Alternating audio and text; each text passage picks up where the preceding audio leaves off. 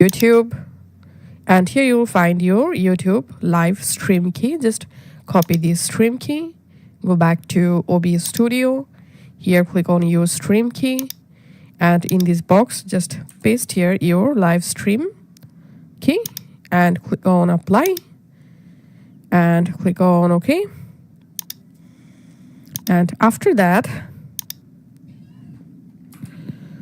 all you have to need, click on start streaming, and that's it. Here, as you can see, my streaming successful.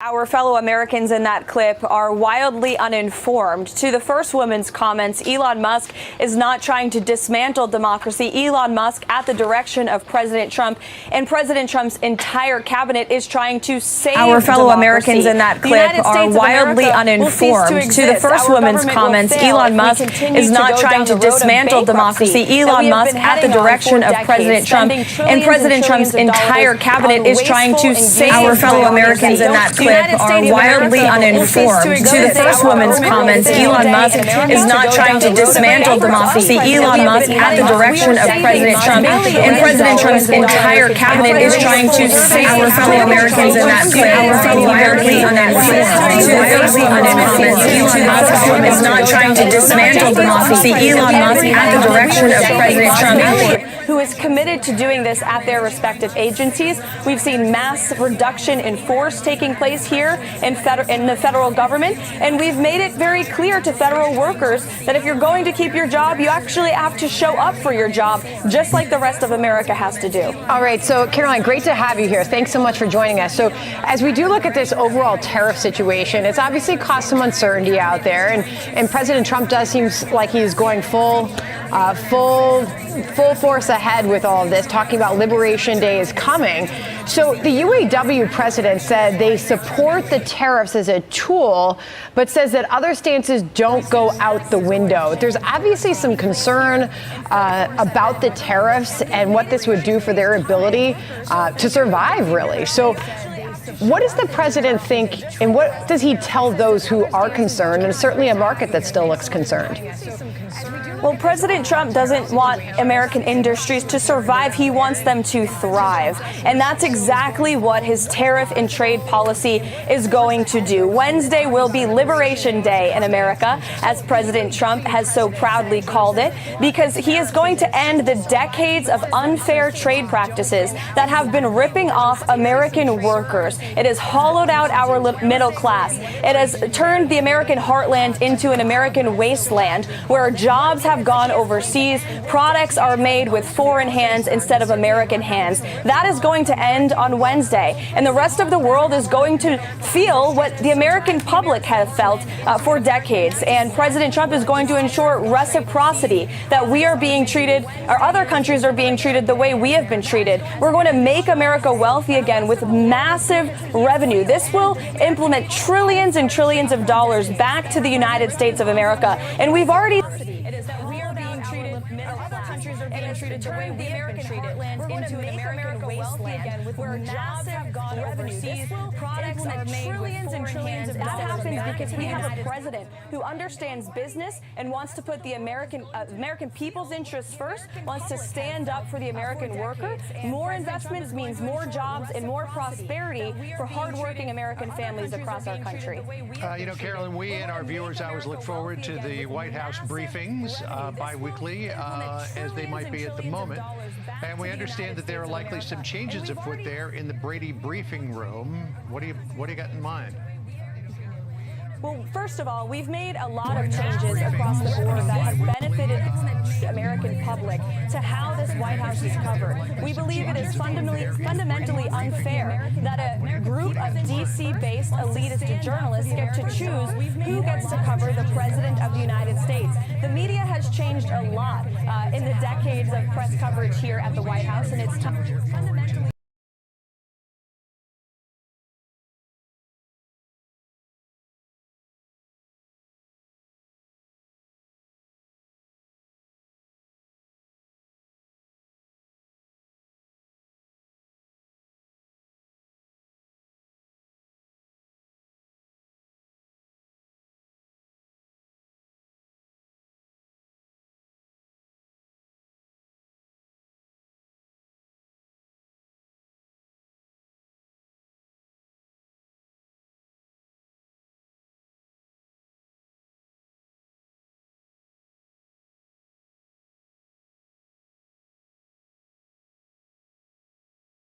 belong to elitist journalists here in Washington, D.C. Karoline, I want to look at the economy here. As we know, this was a top issue for so many voters in the election.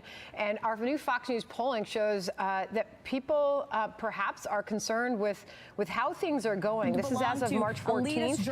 Those that say they disapprove 56%, more than half. Those who approve of the president's handling of the economy is at 43%. And in that same polling, we asked about the most important issue facing the country today, and top of the list is inflation, and the economy is number 2, and jobs. Those are first and second as it goes down to political division and preservation of democracy. Is the president doing enough to answer the needs and demands of the American voter when it comes to the economy and lowering prices? The president and his economic team are working on this effort every single day.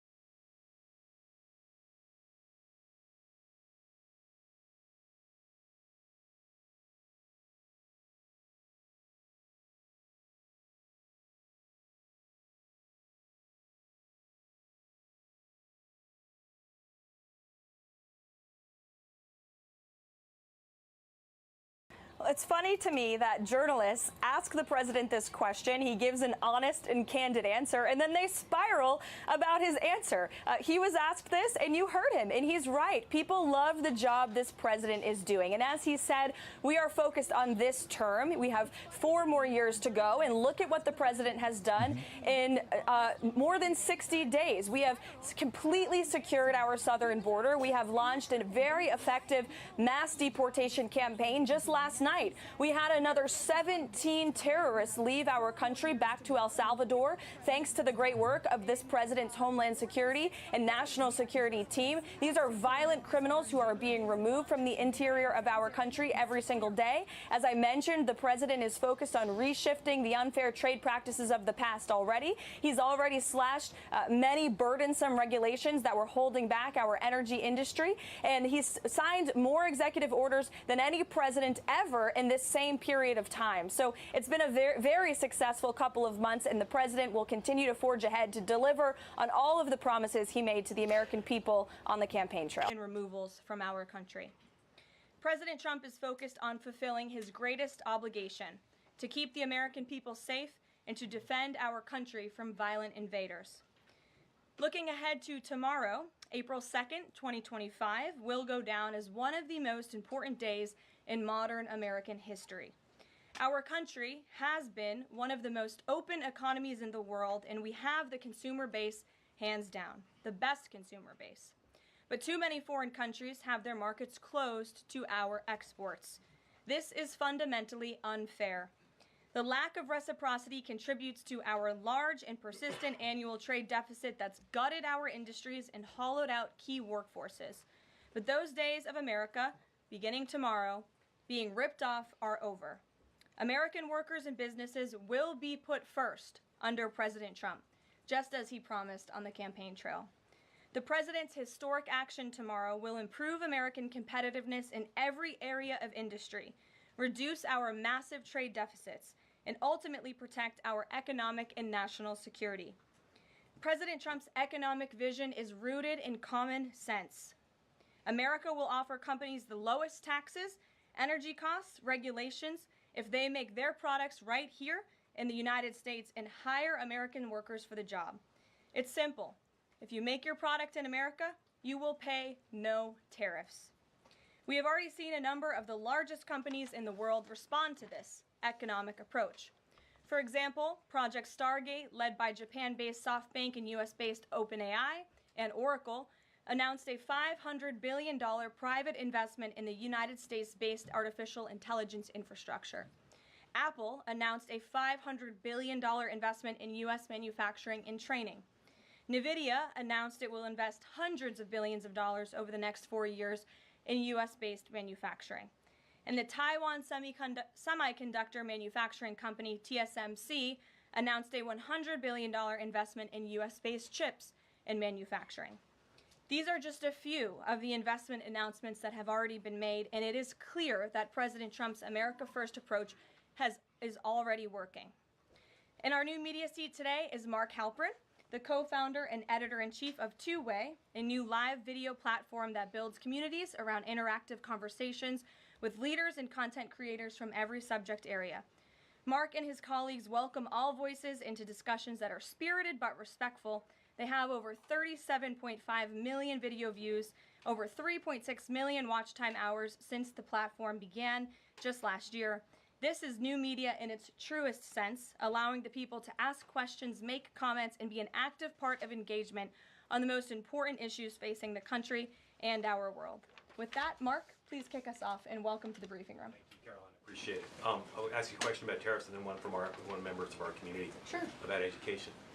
It's perceived by some that companies or countries, if they change their policies either before tomorrow or after tomorrow, can have the president alter what he's planning for that country or that sector. Is that a possibility? And if so, what factors the president consider in making those changes? Well, the ultimate change for these companies and these countries, Mark, will happen when they decide to do business in the United States of America. And as I just laid out, they will face no tariffs at all if these companies choose to invest here in the United States and to move their production and their manufacturing here to the United States as well. As for tomorrow, the president will be addressing the decades of unfair trade practices that have ripped our country off and American workers off. It has hollowed out our middle class. It has destroyed our heartland, and the president is focused on reshifting our global economy to ensure that America is once again the manufacturing superpower of the world. So if they do something today or later in the week that's a pledge for future activity, would that be good enough potentially to alter the policy? Again, the president has been looking at the very unfair trade practices of the past. Certainly, the president is always up to take a phone call, always up for a good negotiation, but he is very much focused on fixing the wrongs of the past and ensuring that American workers have a fair shake. So if someone calls after tomorrow and says, hey, I'm ready to make a change, he'd be open to that? The president is always open to taking calls. Okay. A question from one of our community members. Katie Reeves is a school teacher in Wisconsin. She's taught K-8 in public, independent, private, and private schools. And here's what she wanted me to ask you. She says, I see the elimination of the Department of Education as an excellent first step in the improvement of our school system. Do you see any further role the federal government can take beyond this, possibly in promoting the expansion of voucher programs or reducing the influence that teachers' unions hold over our schools?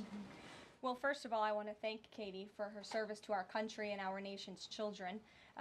Being a teacher is the most noble profession that we believe one can have. And the president said in his remarks when he signed the executive order to dismantle the Department of Education that he loves our teachers. And in part, this order is to empower our teachers to have greater decision making in the classroom. Nobody knows our nation's children and our students better than our teachers who are with them every single day. As for the federal government's role, to get to the heart of Katie's question, the president has made it clear to Lyndon McMahon that we need to find other places within our federal government for critical programs regarding education. Pell Grants, Title IX, lawsuits, etc., civil rights lawsuits, all of that are critical functions, special needs programs, nutrition programs. But there are other places throughout the federal bureaucracy where those things can happen and work. The Department of Education has been a very bloated bureaucracy. We spent trillions of dollars on this department, and for what? Our children are worse off as far as education goes today than they were when this department originated, and that's very concerning to the president. So, the two issues she cited are those priorities for the president: school education choice, vouchers, and diminishing the role of teachers' unions. The president is very supportive of both of those things, particularly when it comes to school choice. He has said that school choice is the civil rights issue of our time, and he wants every child, regardless of zip code, socioeconomic status, how much money their parents have, to be able to go to the school of their choosing that best suits their educational needs. And he is going to empower state and local leaders to make those decisions on behalf of our nation's children.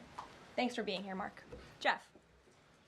Just changing subjects for 1 second. The administration has expressed a complete confidence in how all the deportation flights to El Salvador were conducted. But now that the administration has conceded that there was an error of one Salvadoran national, will there be any reviews conducted? And does the president express any thoughts on the one error that was disclosed in court last night? Well, first of all, the error that you are referring to was a clerical error. It was an administrative error. The administration maintains the position that this individual who was deported to El Salvador and will not be returning to our country was a member of the brutal and vicious MS-13 gang. That is fact number one. Fact number two, we also have credible intelligence proving that this individual was involved in human trafficking.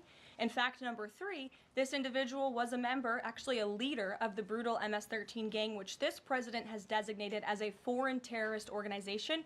Fact number four is that foreign terrorists do not have legal protections in the United States of America anymore, and it is within the president's executive authority and power to deport these heinous individuals from American communities. It is a promise he campaigned on. It is a promise he is keeping. And every single person in this room should be grateful for that, considering especially MS-13 is very prevalent and prominent here in the District of Columbia, in Maryland, and in Virginia. And the president, the attorney general, everyone who has been involved in these operations is focused on eradicating these criminals and terrorists from our communities. The vice president said he was a convicted member of MS-13. What evidence is there to back that up?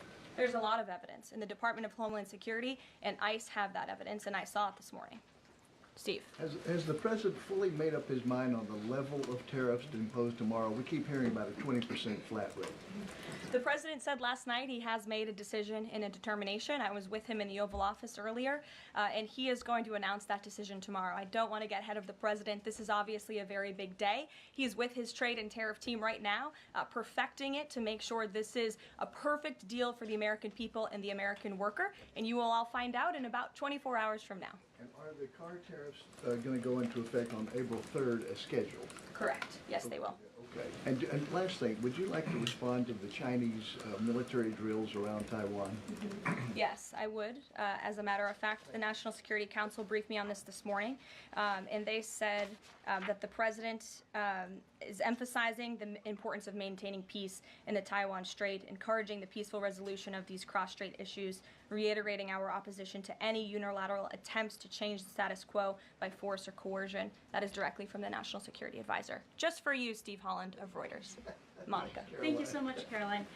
Elon Musk this week revealed that Doge found that the Biden administration issued over 2 million Social Security numbers to illegal aliens, found 20 million dead people marked as alive in the Social Security system.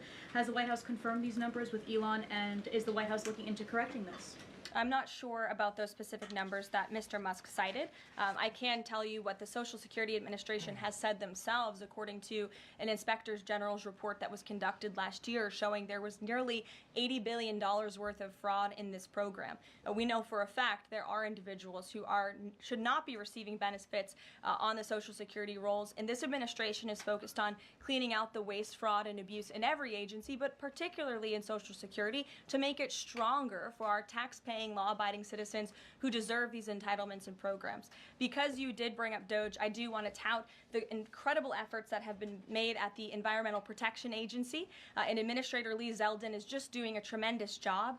Just yesterday and today it will be going into effect. He announced that taxpayers will be saved $8 million in annual lease costs by moving staff out of the 323,000 square feet of space that the EPA currently occupies, which is completely unnecessary. Yesterday, Administrator Zeldin also announced he will be shutting down a museum that the Biden administration built to tell a selective story about the EPA's history and climate change. It was a real pat on the back to President Biden. And guess how much American taxpayers paid for it? $4 million for this museum that I think only 1,000 visitors saw last year alone. And it will cost American taxpayers $600,000 per year to operate this museum. Well, it's not going to exist anymore. We're going to save taxpayers those critical funds. And Administrator Zeldin is very proud to announce that. And just at EPA alone, and the cuts that they have made, they've saved taxpayers more than $22 billion in wasteful grants and spending. Peter. Thank you, Caroline. When the president goes down to Florida on the weekends, does he ever hear from, there are so many retired folks down in Florida, does he ever hear from any retired Americans who are stressed about these wild swings in the stock market because of the tariff uncertainty? And they're sitting there on fixed income or living off a 401k, and they don't know how much money's going to be left? Well, certainly they are legitimate concerns, and the president takes those concerns very seriously, and he's addressing them every single day. And tomorrow's announcement is to protect future generations of the senior citizens you mentioned. It's for their kids and their grandkids to ensure that there are jobs here in the United States of America for their children to live the American dream, just like they presumably did. And as for their worries about their 401ks, their Social Security, I just addressed Social Security. This president is always going to protect it for our tax-paying senior citizens. As for their 401ks, look at what President Trump did for you in his first term. He is working on implementing that economic formula every single day by lowering inflation, lowering energy prices, massive deregulatory efforts, while simultaneously effectively implementing tariffs. And they'll hear more about that announcement tomorrow. And you said that the president right now is with the trade and tariff team. They are very confident that this is all going to work. But Yes. What if they're wrong? They're not going to be wrong. It is going to work. And the president has a brilliant team of advisors who have been studying these issues for decades. We are focused on restoring the golden age of America and making America a manufacturing superpower. And again, Peter, I would point you to the investments that have already trickled into this country. And the president hasn't even made his tariff announcement yet tomorrow. There have been billions of dollars in private investments from around the world pouring into American communities. What does that look like for those watching at home, for the people you mentioned worried about their own economic circumstances? It means more jobs in your communities, which means more money, more investments, more money in your pocket. That's what the president is committed to. And I would be remiss if I didn't mention the president's commitment to tax cuts, which we are counting on Congress to do, especially on Social Security. And one more. Sure. Are the special elections today a referendum on the president? I think first of all, as you know, I'm a government employee now, so I'm not very much allowed to comment on elections that are taking place. That's something to get used to, having just been on the campaign trail for quite some time. But the president is the leader of the America First movement and the MAGA movement. And that was made very clear on November the 5th when he received nearly 80 million votes. I could also say that it is the constitutional right of every law-abiding American in these places where these elections are being held to vote, and every American should exercise their constitutional rights. Sure. Thanks, Caroline. A few questions about this deportation case. First, I wanted to clarify something that you said to Jeff a few minutes ago. You said you'd seen evidence that this man was a convicted gang member. In what court was he convicted and for what? This individual was an MS-13 ringleader. This individual was also engaged in human trafficking. And I'm glad you brought up this point again, because I would like to point out that if you just saw the headline from the insane, failing Atlantic magazine this morning, You would think this individual was Father of the Year, living in Maryland, living a peaceful life, when that couldn't be further from the truth. They didn't even mention in the title of that article, or even in the first paragraph, that this individual is an illegal criminal who broke our nation's immigration laws. He is a leader in the brutal MS-13 gang, and he is involved in human trafficking, and now MS-13 is a designated foreign terrorist organization. Foreign terrorists have no legal protections in the United States of America, and this administration is going to continue to deport foreign terrorists and illegal criminals from our nation's interior. But a judge ordered that he should remain in this country. So are you saying that it is okay to ignore a judge's ruling if you don't like it? Who does that judge work for? He's an immigration It was an judge. immigration judge who works for the Department of Justice at the direction of the Attorney General of the United States, whose name is Pam Bondi, who has committed to eradicating MS-13 from our nation's interior. And let me tell you why we've made this commitment. MS-13, may I remind each and every one of you, is a brutal and vicious gang. They raped and strangled a 20-year-old autistic woman to death in Maryland. They hacked 4 people to death with machetes in a park on Long Island. They have kidnapped, sexually tortured, and shot a teenage girl in Texas after she insulted them, allegedly. Killed and mutilated a 17-year-old girl in Virginia, stabbing him 16 times and cutting off his hands. They beheaded and cut out the heart of a man in Washington, D.C., They raped and murdered a 13-year-old girl in California. They sex trafficked a slew of young girls, including one who was just 12 years old. Raped an 11-year-old girl in Brooklyn while her brother was in the room. Sex trafficked a 13-year-old in Maryland and Virginia, miles away from this White House, even beating her 26 times on her backside with a baseball bat. Pressured homeless New Yorkers to undergo unnecessary surgeries such as spinal fusion in order to bolster their fraudulent lawsuits. These are vicious criminals. This is a vicious gang. And I wish that the media would spend just a second of the same time you have spent trying to litigate each and every individual of this gang who has been deported from our country as the innocent Americans whose lives have been lost at the hands of these brutal criminals. We maintain our position, and very strongly so. Jennifer. One more on the tariffs. Can you say what the latest thinking is on the start date? I know you were just in the Oval. Are they all going to take effect this week on the reciprocal tariffs? And whenever they start, is that enough time for companies and everyone involved to adjust to that start date? My understanding is that the tariff announcement will come tomorrow. They will be effective immediately. And the president has been teasing this for quite some time, as you know. He's talked a lot about April 2nd as Liberation Day in America. It would be taking place today if not for April Fool's Day. But tomorrow will be the day, and he's been talking about it for a while. And as a result, you've seen these companies make commitments to investing right here in the United States. Jasmine. Thank you so much. I wonder, back on tariffs, what, if any, market indicators is the White House looking for to see if this tariffs plan is successful down the line? Well, look, the president has been asked and answered this question about the stock market and whether he's watching it. And I've said, and he has said, the market is a snapshot in time. Yesterday, Dow futures were up. And there's been a lot of talk about the market, and it was up yesterday. So, look, the president wants to ensure that all Americans make out well, particularly Main Street. That's the focus of these tariffs. But as I've said repeatedly, just like they were in his first term, Wall Street will be just fine. Shelby. Thanks. A bipartisan pair of senators sent a letter to the president today arguing that the recent strikes in Yemen are emboldening the Houthis and saying that Congress has not authorized war against them. Is the administration planning to consult with Congress at some point or going forward regarding the strikes, and any response on the letter? Well, I would absolutely reject Congress's claims. Who made those claims in Congress? Senator Jeff Merkley and Rand Paul.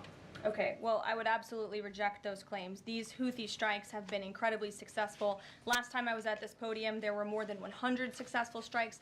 There have now been over 200 successful strikes against the Houthis. Iran is incredibly weakened as a result of these attacks, and we have seen they've taken out Houthi leaders. They've taken out critical members who were launching strikes on naval ships and on commercial vessels, and this operation will not stop until the freedom of navigation in this region is restored, which is a critical principle. And this president stands behind our Defense Department, who's doing a tremendous job. And are they going to, is the White House going to confer with Congress going forward on this? I would have to ask our team here at the White House, but the president is well within his authority, as is the Secretary of Defense. Again, these are defensive strikes. The Houthis have been launching attacks on U.S. naval vessels and commercial ships for quite some time. Go ahead. Caroline, Yeah. The pause on the Canadian and Mexican tariffs, the fentanyl tariffs, that's set to expire tomorrow. Is the president considering extending that pause? Look, I will let the president speak on the specifics of the tariffs tomorrow. But as for fentanyl, we have seen this has certainly caused a national security crisis here in the United States. Fentanyl continues to be the #1 killer of young people in this country, and the president is very much focused on that. Deanna. Thank you, Caroline. The president recently signed an executive order on making D.C. safe and beautiful. On the campaign trail, he talked about making New York great again. Does he have any plans on establishing a similar task force? Has he been pressuring Governor Hochul in any way in his conversations about New York and lowering crime? Well, he has been in correspondence with Governor Hochul quite a bit on the issue of crime, also on the issue of congestion pricing, and so many other issues that are facing New Yorkers. And he wants New York to clean up their streets just as he does here in Washington, D.C. He also speaks to Mayor Adams as well. So he's engaged with state and local leaders across the entire country to ensure they're doing their part to help American citizens in each and every state, regardless of if it's a red state or a blue state. A question on Russia. Yesterday, the Russian government said that their new goal is 160,000 conscripts for the war. Has the president seen that number, and does he have any response given his recent conversations on peace talks? Well, I can tell you what the president said last night, and that is he is frustrated with leaders on both sides of this war. He wants this war to end. There are men that are dying on both sides, and it's been going on for far too long. Our team continues to be engaged with the Russians as we are with the Ukrainians, and the president continues to be very, very much engaged on this topic every single day. Caroline? Sure. Caroline, Sure. The president said over the weekend that he couldn't care less if prices went up on foreign cars because people buy more American cars. There's been consensus from a lot of economists that these tariffs could raise prices on other goods as well. Is the president comfortable with Americans on Main Street paying more because of these tariffs? The president is doing everything he can, and this entire administration is doing everything we can to bring down the cost of living in this country. An inflation mess that was fueled by the previous administration's reckless spending, overburdensome regulations that this administration is focused on slashing every single day. I just read you a statistic just from the Environmental Protective Agency alone. We're saving taxpayers money that's ultimately going to drive down inflation, and we're unleashing the might of our energy industry, which will bring down prices as well. To the heart of your question, because this is very important to the American people, you should trust what this president did for you in his first term. He effectively utilized tariffs while driving down inflation. It was a record low 1.4% when he left office, and he's focused on getting back to that. It's unfortunate the previous administration left us in this mess. Sure. Representative Anna Paulina Luna left the Freedom Caucus over their lack of support for her bill that would allow new parents to proxy vote around 12 weeks around the birth of their baby. Does the president support that bill? I'm not sure. I haven't actually talked to the president about that bill, but I certainly can and can get a take on if he supports it or not. Thank you. And one more. The D.C. Circuit ruled last week that the president can fire holdover Biden appointees of independent agencies. Will this ruling empower President Trump to dismiss more federal employees? Well, the president has given the responsibility to his cabinet secretaries to hire and fire at their respective agencies, and they reserve that right. You saw the Secretary of Health and Human Services announced more layoffs today. This is all part of the administration's effort for a mass reduction in force in the federal bureaucracy here in Washington, D.C. to save American taxpayers money. As for agencies within the president's executive authority, the president retains that right. And we've seen there have been bureaucrats at some of these agencies that have been trying to act independent. They need to remember who they work for. It's the executive of the executive branch. You look at the United States Institute of Peace, for example. There was a little bit of a standoff with bureaucrats over there who didn't want to realize who they work for, and that is Donald Trump. And President Trump is focused on streamlining these agencies to save American taxpayers money, and he has every right to do that. Caroline. Sure. Go ahead. Thanks, Caroline. Yeah. In Gaza, the bodies of 15 rescuers have been found in their sort of ambulances where they were apparently killed by Israeli forces. Just wondering if the White House is going to be calling on Israel to investigate that and to try and avoid similar casualties involving rescue workers in the future. Well, as for the specific situation you just mentioned, I'll talk to the president about it and our national security team. What I can tell you is what I've spoken with the president on. He very much remains committed to backing Israel, and it was only because of this president and his team's leadership that we had a temporary ceasefire in Gaza, that we were able to bring many hostages home. And the president made it very clear to Hamas, you get the hostages out, all of them, or there will be hell to pay. And Hamas is certainly witnessing what it feels like for all hell to be paid, and the president supports Israel's right to defend itself. Any progress at all on a ceasefire at the moment, as far as the president's concerned? The president and his team continue to be engaged on this every single day. Sure. Go ahead, So I'm just wondering, related to that, if you have an approximate date for the president's first foreign trip. I think there was a little confusion yesterday about what month he was talking about. And then will he need a ceasefire to be in place or closer, either in Gaza or in Ukraine, before that trip takes place? The president will be heading to Saudi Arabia in May. As for specific dates and details, we will be reading those out to you as soon as we possibly can. I know our teams are working on the details of that trip. And then again, as for a ceasefire, the president's made it clear that's what he wants to see in Russia and Ukraine, and his team continues to be engaged on it every day. And Kelly. Signal, you said case closed yesterday. Do you, as that case was closed, do you have anything that you can share about what was learned, how this can be avoided in the future, any sort of findings from that investigation? The case is closed, and the president continues to have confidence in his national security advisor. Yes, Kelly. Kelly. Thanks, Karoline. So Sorry, the president Ed. has said... Ed, I'll come to you after. The president I'm said... glad you're so eager to ask a question. It's Liberation Day. Yes, it is. Caroline, the president has said foreign countries and companies will eat the cost of tariffs. In his speech on Inauguration Day, he said, quote, instead of taxing our citizens to enrich other countries, we will tariff and tax foreign countries to enrich our citizens. Right. So then why did he have to tell the domestic automakers not to raise prices? Well, that was a private conversation that was had. I'm not sure if that comment was made or was not made. But as for what the president said in his Inauguration Day speech, he's absolutely correct. A tariff will be a tax on these foreign nations, these foreign companies, and if they want to be absolved of that tariff, then they can come here to the United States of America to do business, bring their jobs here. Yes. Edward, go ahead. Thank you.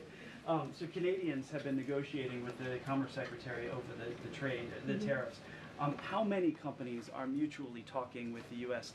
or countries are mutually talking with the U.S. to lower tariffs? I don't have a specific number, but I can tell you there have been quite a few countries that have called the president and have called his team in discussion about these tariffs. But again, there's one country the president cares most about, and it's the United States of America, and doing what's best for the people who elected him to this office to restore their jobs, their wealth, and their prosperity. I'm looking at the clock. I have a hard out today. I have a hard out today because I'm actually heading over to the State Department with the First Lady of the United States. She will be delivering remarks at 1 o'clock this afternoon at the 19th International Women of Courage Award ceremony with our great Secretary of State Marco Rubio. That starts at 1. This is the 5th year Mrs. Trump is participating and standing with brave women leaders who embody American values abroad. And the First Lady in her remarks today will highlight the profound connection between the love and courage that will be shown by this year's honorees. I encourage everybody to tune in at 1 o'clock, and then we'll see you all tomorrow for Liberation Day. Thanks, guys. Thanks, Caroline.